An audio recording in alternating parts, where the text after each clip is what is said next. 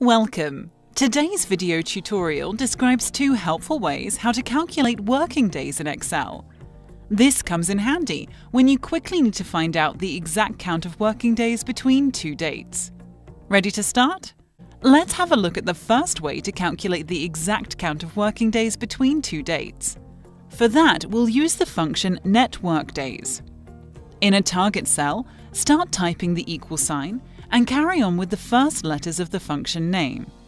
Excel will look the function up. Let's click on it, and now we need to enter the following details: start date, end date, and holidays. However, bear in mind that this function can be used only if the weekend days are always Saturday and Sunday. If this is not the case, we'll need to use another function, and we'll have a look at that in a short while.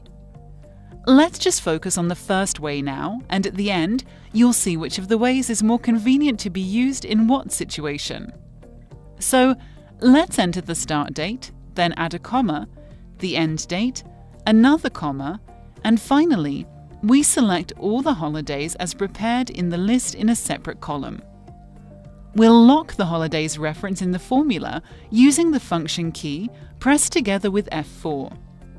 As you can see, the $sign appeared next to the range coordinates, which means we're using an absolute reference to the holiday dates, and this will not change, even if we copy the formula to the rows below. If you'd like to know more on how to use absolute cell reference in Excel, you can check out another video tutorial by EasyClick Academy. The link to this tutorial is provided in the description below. As soon as we enter all the necessary details, close the brackets, hit enter, and that's it. The working days count has immediately appeared in the target cell. Now, let's check together whether the result is true. Open Calendar on your computer. Go to January, and let's count together from the 4th to the 11th of January.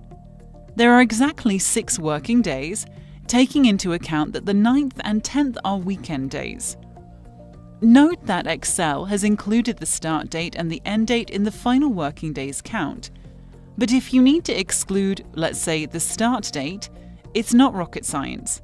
Simply open the formula for the calculation and find the reference to the start date. Now type in +1, like this, and once you press enter, Excel will show the new working days count, 5, because it doesn't include the start date in its calculation. And of course, you can copy and use the formula in the rest of the rows. And let's have a look at the second way to calculate working days in Excel. You'll find this way more convenient if the weekend days for your calculations are other than the usual Saturday and Sunday. We delete the previous result and start typing the equal sign, net, and select the second suggestion, networkdays.intl. Again, we enter the start date, which is cell B3, add a comma, enter the end date, add another comma, and here comes the important change in the formula. Here you can choose which days Excel should treat as weekend days and not include them in the calculation. In this case, we'll select Sunday only, which means that there will be only one weekend day in a week. The rest of the days, which is 6, will be counted as working days, Saturday including. Once we've selected the right option in this step, we'll need another comma, and now we can enter the holiday days, just like a while ago. Again, we'll use the absolute reference, close the brackets, and that's all it takes.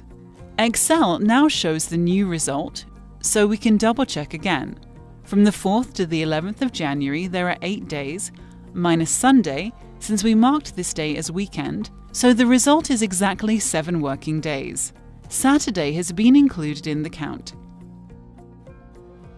And as previously, you can copy this function to the rest of the rows in the table too.